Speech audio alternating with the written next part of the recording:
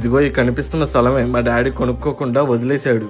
ఏం చేస్తానో నా తలరాత. అదే అప్పుడు తీసుకుంటుంటే నాకే ఏదో చేదోడు వాదోడు ఉపయోగపడేది.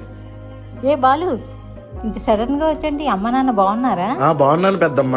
అమ్మ నాన్న కూడా బాగున్నారు. మీరెలా ఉన్నారు? బాగున్నాను రా. ఏంటి ఇటు వచ్చారు? ఏం లేదు పెద్దమ్మ, ఇక్కడ ఏదో స్థలం ఉందంటే చూడడానికి వచ్చాము. అవునా, మరి తీసుకుంటారా? ఎక్కడ పెద్దమ్మ, 10 లక్షలు చెప్తున్నారు. అదే మా చిన్నప్పుడు డాడీని తీసుకోమన్నప్పుడు 10,000 చెప్పారంట. ఎక్కడ 10,000, ఎక్కడ 10 లక్షలు? ఇప్పుడు మా డాడీ చేసిన పనికి మేము బాధపడుతున్నాం.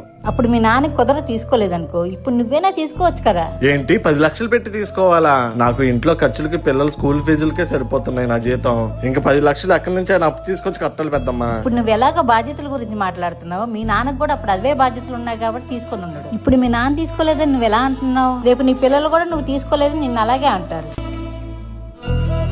అప్పుడు 10,000, ఇప్పుడు 10 లక్షలు రా. ఇప్పుడు 10 లక్షలే, రేపు 1,00,00,000 రూపాయలు రా.